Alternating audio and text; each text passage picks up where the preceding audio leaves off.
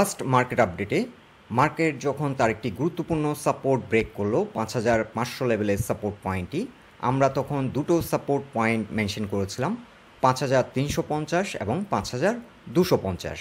Market আপাতত ৫,২৫০-এর এই support পয়েন্টটিকে respect করছে এবং আজ দিন শেষে এই সাপোর্ট পয়েন্ট থেকে ঘুরে দাঁড়ানোর চেষ্টা করলো। আজ আমরা টেকনিক্যাল পার্সপেক্টিভ থেকে মার্কেটকে রিভিউ করব, but more importantly today will discuss on Malik spinning, golden sun and fake deal. Recent market crash হওয়ার আগে এই তিনটি স্টকই সুপার বুলিশ মোমেন্টামে ছিল, কিন্তু মার্কেট ব্রেক করার পর এই তিনটি স্টকই তার রিসেন্ট হাই থেকে অনেক নিচে চলে আসে। বেসিক্যালি এ কারণেই এই তিনটি স্টক নিয়ে আজ আমরা আবারও একটা রিভিউ দিচ্ছি। আলোচনাটি শেষ পর্যন্ত শুনতে থাকুন। আলোচনাটি শুরুতেই সবাইকে রিকোয়েস্ট করব, ডিসক্লেমার অংশটি আপনারা ভালো করে পড়ে নেবেন। পুঁজিবাজার ঝুঁকিপূর্ণ। আপনার কোনো পার্সোনাল বাই এবং সেলের কারণে আপনি যদি ক্ষতিগ্রস্ত হয়ে থাকেন, সে দায় স্টক অবজার্ভার বহন করবে না। বর্তমান যে মার্কেট সিচুয়েশন, মার্কেট আচরণ এবং ভোলাটিলিটি, এ ধরনের একটি সিচুয়েশনে রিটেল ইনভেস্টর, সাধারণ বিনিয়োগকারীদের টেম্পার ঠিক রাখা কিন্তু খুবই কঠিন। নট অনলি দ্যাট, মার্কেটকে কিন্তু প্রেডিক্ট করা অনেক ডিফিকাল্ট, কেননা আজকে হয়তো মার্কেট পজিটিভ, কিন্তু পরবর্তী দেখা যায় যে 2-1 দিন পজিটিভ থাকার পর মার্কেট আবারও ক্রাশ করে। সো মার্কেট নিয়ে সবাই খুবই আতঙ্কিত এবং মার্কেট অনেকটা ডাইরেকশনলেস। আজকের দিন শেষে মার্কেট ক্লোজ হলো ৫,৩১০ পয়েন্টে, সূচক বৃদ্ধি পেল প্রায় ৬০ পয়েন্ট এবং লেনদেন হয়েছে প্রায় ৫০৬ কোটি টাকা। আজকের দিনে সূচকের উত্থানে যে কোম্পানিগুলো গুরুত্বপূর্ণ কন্ট্রিবিউট করেছে তার মধ্যে উল্লেখযোগ্য হলো রবি, গ্রামীণফোন, ব্যাডবিসি, বেস্টকিমকো ফার্মা, ইউনাইটেড পাওয়ার, best holding, লাফার্স, ডচ Bangla bank, IFIC এবং এনসিসি ব্যাংক। এখন টেকনিক্যালি মার্কেটকে যদি আমরা রিভিউ করি, লাস্ট মার্কেট আপডেটে আমরা জানিয়েছিলাম ৫,৩৫০-এ এখানে একটি সাপোর্ট, এই ট্রেন লাইনটিকে আমরা সাপোর্ট হিসেবে দেখিয়েছিলাম।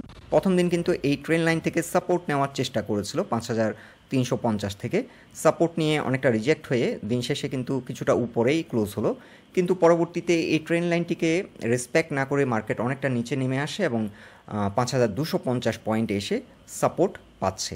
আজকে ৫,২৫০ পয়েন্ট থেকে সাপোর্ট নিয়ে মার্কেট দিন শেষে ৫,৩১০ পয়েন্টে এসে ক্লোজ হলো।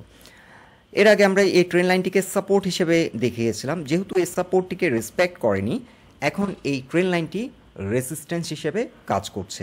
আজকের দিনে কিছুটা রিজেকশন আমরা দেখতে পাচ্ছি, এই রিজেকশনটি আসলে ট্রেন লাইন রিজেকশন, আর এই রিজেকশন পয়েন্ট হচ্ছে ৫,৩০৫ থেকে ৫,৩১০, এখান থেকেই একটা ট্রেন লাইন রেজিস্ট্যান্স ফেস করছে। এই ট্রেন লাইনটিকে যদি নেক্সট ট্রেডিং সেশনে যদি ব্রেকআউট দিতে সক্ষম হয়, তাহলে পরবর্তীতে এই ট্রেন লাইনটি আবার সাপোর্ট হিসেবে অ্যাড করবে। সো মার্কেট এখন ইমিডিয়েট একটি রেজিস্ট্যান্স ফেস করবে ৫,৩১০ থেকে ১৫ পর্যন্ত, এই রেজিস্ট্যান্সটি ফেস করবে এবং এই রেজিস্ট্যান্সটি ব্রেক করলে পরবর্তীতে যে রেজিস্ট্যান্সটি ফেস করবে সেটি হবে ৫,৪০৫ পয়েন্টে। এর আগে আমরা বলেছিলাম মার্কেট দীর্ঘদিন ধরে একটি ডাউনওয়ার্ড চ্যানেলের মধ্য দিয়ে আগাচ্ছে। এই চ্যানেলটিকে ব্রেকআউট করে মার্কেট কিন্তু কিছুটা ভাইব্রেন্ট হয়েছিল, কিন্তু পরবর্তীতে রিটেস্টে ফেল করে আবারও এই চ্যানেলের মধ্যে মার্কেট চলে আসে। টেকনিক্যালি কিন্তু মার্কেট এখনও ডাউনওয়ার্ড চ্যানেলের মধ্যেই রয়েছে। সো যখনই মার্কেট এই চ্যানেলটিকে ব্রেকআউট করে সাকসেসফুলি ঘুরে দাঁড়াতে সক্ষম হবে, তখন মার্কেট ভাইব্রেন্ট হবে বলে আমরা আশা করছি। সো মার্কেট এখন যে বিষয়টি আমরা মেনশন করতে চাইছি, এখানে দুটো বিষয়। একটি হচ্ছে মার্কেট স্টিল তার ডাউনওয়ার্ড চ্যানেলের মধ্যে, কিন্তু মার্কেটের যদি আদার প্যারামিটারগুলো আমরা দেখি, তাহলে মার্কেট কিন্তু তার কারেকশন সাইকেলটি প্রায় কমপ্লিট করেছে বলা যায়। এটিকে যদি আমরা একটি ট্রেন্ড হিসেবে কনসিডার করি, এখানে যে কারেকশন ABC কারেকশনটি কিন্তু অলমোস্ট কমপ্লিট এবং মার্কেট কিন্তু সাপোর্টও নিচ্ছে।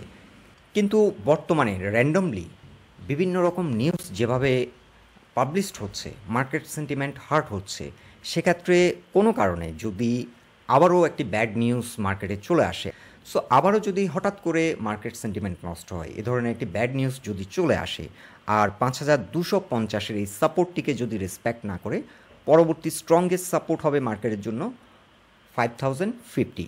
এটি হচ্ছে ফিবোনাচি রিট্রেসমেন্ট চার্টে 61% রিট্রেসমেন্ট সাইকেল এবং এটি একটি শক্তিশালী সাপোর্ট। এর আগে আমরা কিন্তু 5500 লেভেলের সাপোর্টটিকে বলেছিলাম একটি শক্তিশালী সাপোর্ট, এবং এখান থেকে কিন্তু সাপোর্ট নিয়ে মার্কেট এখান থেকে ঘুরে দাঁড়ানোর চেষ্টা করেছিল, কিন্তু রিসেন্টলি যে কিছু সেন্টিমেন্ট ডিস্টার্ব হলো কিছু নিউজের কারণে, এই সাপোর্টটিকে কিন্তু রেসপেক্ট না করে মার্কেট অনেকটা নিচে চলে আসে। সো এখানে ছিল 50% রিট্রেসমেন্ট সাইকেল, আর এই সাইকেলটিকে রেসপেক্ট না করে মার্কেট অলমোস্ট 61%-এর কাছাকাছি চলে আসলো। সো যে বিষয়টি আমরা বলতে চাইছি এখানে, যে ABC কারেকশন, এই সাইকেলটি কিন্তু অলমোস্ট কমপ্লিট বলা যায়, কিংবা 95% কমপ্লিট। আর যদি 5% কারেকশন হয়, এটা নিয়ে কিন্তু আমরা আর ওরিড না, যেহেতু আমরা 95% ডার্ক ক্লাউড আমরা ফেস করে ফেলেছি, আর 5% নিয়ে আমরা ওরিড না। এখন যদি আমরা প্যাটার্ন পার্সপেক্টিভ থেকে মার্কেটকে দেখি, এখানে কিন্তু একটি প্যাটার্ন ফর্ম করছে। এর আগেও আমরা মেনশন করেছিলাম যে এখান থেকে যখন ঘুরে দাঁড়িয়েছিল, এখানে একটি inverse head and shoulder pattern হওয়ার সম্ভাবনা বলেছিলাম, কিন্তু স্টিল এটি ব্রেক করে আবারও ফার্দার ডাউন হয়, কিন্তু স্টিল এখানে কিন্তু এই প্যাটার্নটি কিন্তু ফর্ম হচ্ছে। সো এই প্যাটার্নের পার্সপেক্টিভ থেকে মার্কেটকে যদি আমরা কনসিডার করি, তাহলে মার্কেট কিন্তু বুলিশ। এখন উইকলি চার্টে তুলে ধরছি মালিক স্পিনিংয়ের বর্তমান অবস্থান। মালিক স্পিনিং দীর্ঘ প্রায় 3 বছরেরও বেশি সময় ধরে সাইডওয়ে প্রাইস অ্যাকশন করছে বিটুইন 27 to 41। রিসেন্টলি একটা অ্যাটেম্প্ট নিয়েছিল, এখান থেকে রিজেক্ট হয়ে পরবর্তীতে 20 EMA-তে এসে সাপোর্ট নেয়, এবং এখান থেকে ঘুরে দাঁড়িয়ে আবারও একটা অ্যাটেম্প্ট নিয়েছিল, কিন্তু এখান থেকে রিজেক্ট হয়ে বর্তমানে এটি 50 EMA-তে এসে সাপোর্ট নেয়, এবং এখান থেকে আজ দিন শেষে ঘুরে দাঁড়িয়ে এটি 34.5-এ ক্লোজ হলো। যেহেতু মালিক স্পিনিং উইকলি চার্টে 20 এক্সপোনেনশিয়াল অ্যাভারেজের নিচে নেমে যায়, এখন 20 এক্সপোনেনশিয়াল মুভিং অ্যাভারেজ রেজিস্ট্যান্স হিসেবে কাজ করছে। সো এখান থেকে কিছুটা রিজেকশন আমরা এই কারণেই দেখতে পাচ্ছি।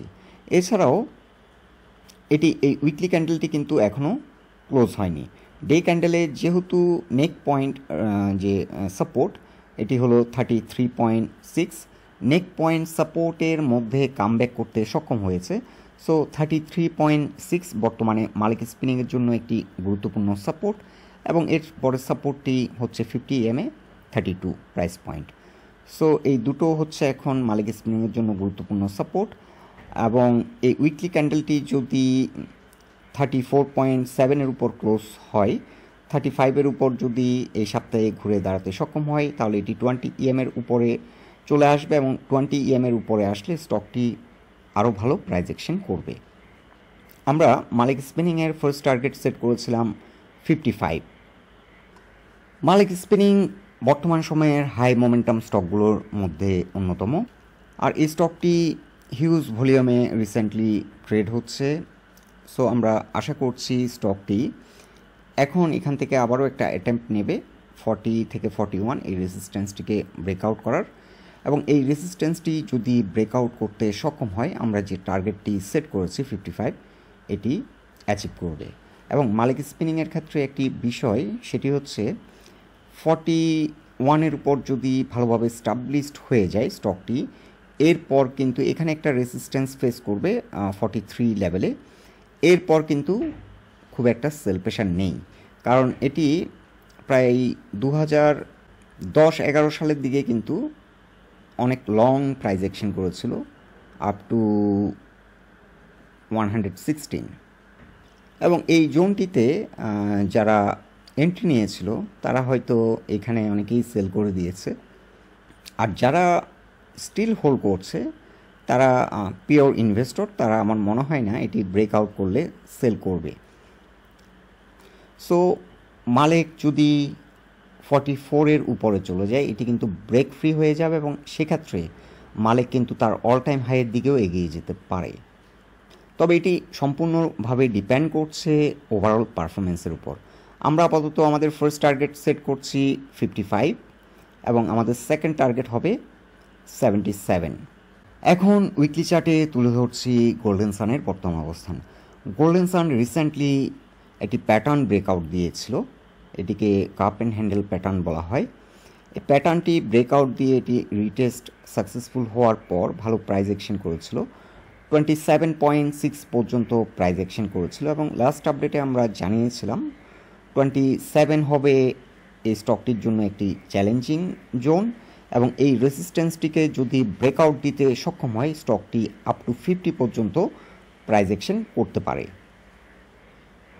কিন্তু স্টকটি 27 থেকে রিজেক্ট হয়ে এখানে একটি গুরুত্বপূর্ণ সাপোর্ট ছিল 22.6 এবং এই শক্তিশালী সাপোর্টটি ব্রেক করে অনেকটা নিচে নেমে আসে এবং বর্তমানে 20 EMA-তে এসে সাপোর্ট নিচ্ছে উইকলি চার্টে। আজকের দিন শেষে স্টকটি 21.2-তে ক্লোজ হলো। স্টকটিতে রিসেন্টলি হিউজ ভলিউমে ট্রেড হয়েছে, সো স্টকটিতে স্মার্ট মানি রয়েছে। আর এখানে যে ব্রেকটি করলো, এই যে সাপোর্ট পয়েন্টটি আমরা মেনশন করছি, এটি কিন্তু গুরুত্বপূর্ণ একটি সাপোর্ট এবং এই প্যাটার্নটি ব্রেকআউট করার পর রিটেস্ট করে স্টকটি এগিয়ে যাচ্ছিল। কিন্তু স্টকটি এই যে গুরুত্বপূর্ণ সাপোর্টটি ব্রেক করলো, এটি কিন্তু নর্মাল মার্কেট সার্কামস্টেন্সে হয়নি, ন্যাচারাল ফ্লোতে হয়নি। মার্কেটে অত্যাধিক প্যানিক সেল, ফিয়ার সেল এবং ফোর্স সেল হয়েছিল, মার্কেট একরকম ক্রাশ করেছিল এবং এ ধরনের একটি সিচুয়েশনে স্টকটি নেমে আসলো। আর যেহেতু স্টকটিতে স্মার্ট মানি প্রেজেন্ট আছে, আমরা মনে করছি যে কোনো সময় এই রেসিস্ট্যান্সটিকে ব্রেকআউট করে আবারও ঘুরে দাঁড়াতে পারে এবং ওয়ান্স স্টকটি আবার কাপ অ্যান্ড হ্যান্ডেল প্যাটার্নে যদি কামব্যাক করতে সক্ষম হয়, সেক্ষেত্রে স্টকটি আবারও ভালো প্রাইস অ্যাকশন করবে। আমরা যে টার্গেটটি সেট করেছি 38, এই টার্গেটটি অ্যাচিভ করতে সক্ষম হবে। তবে বর্তমানে 22.5 গোল্ডেন সানের জন্য একটি চ্যালেঞ্জিং পয়েন্ট। এখন উইকলি চার্টে তুলে ধরছি ফেক ডিলের অবস্থান। ফেক ডিল নিয়েও আমরা একটি আপডেট দিয়েছিলাম এবং বর্তমান সময়ের হাই মোমেন্টাম স্টকগুলোর মধ্যে এটিও একটি অন্যতম স্টক। বর্তমানে হিউজ ভলিউমে স্টকটি ট্রেড হচ্ছিল, তবে রিসেন্টলি মার্কেটের খারাপ অবস্থার কারণে ভলিউম কমে গেছে। কিন্তু আজকে মার্কেট কিছুটা পারফর্ম করেছে, স্টকটিতে কিন্তু ভলিউম বৃদ্ধি পেয়েছে এবং এখানে আমরা যে প্যাটার্নটি আইডেন্টিফাই করেছি এটিকেও কাপ অ্যান্ড হ্যান্ডেল প্যাটার্ন বলা হয়, তবে এটি tilted cup and handle pattern এবং এই প্যাটার্নটি ব্রেকআউট করে বর্তমানে রিটেস্ট করছে এবং স্টকটি যদি 19+ এই সপ্তাহে ভালোভাবে দাঁড়াতে সক্ষম হয়, ঘুরে দাঁড়াতে সক্ষম হয়, তাহলে এই স্টকটির ক্ষেত্রে আমরা যে টার্গেটটি সেট করছি সেটি 32 থেকে 34। সো এই সপ্তাহে আরও 2-1 দিন স্টকটি অবজার্ভ করা যেতে পারে। 19+ স্টকটি শক্তিশালী হলে চাইলে নতুন করে এন্ট্রি নেওয়া যেতে পারে, আর যারা আগে নিয়েছেন স্টকটি হোল্ড করতে পারেন। আমরা মনে করছি স্টকটিও বর্তমানে ভালো একটা পজিশনে রয়েছে এবং 19+ যদি স্টকটি ঘুরে দাঁড়াতে সক্ষম হয়, সেক্ষেত্রে আমরা যে টার্গেটটি সেট করেছি 32 থেকে 34, এই টার্গেটটি অ্যাচিভ করতে সক্ষম হবে। বন্ধুরা, এটাই ছিল ওভারঅল মার্কেট এবং এই 3টি গুরুত্বপূর্ণ স্টক নিয়ে আমাদের অবজারভেশন। আলোচনাটি যদি আপনাদের ভালো লেগে থাকে অবশ্যই পোস্টটিকে লাইক দিন, আর আমাদের সাথে থাকার জন্য আপনাদের অসংখ্য ধন্যবাদ।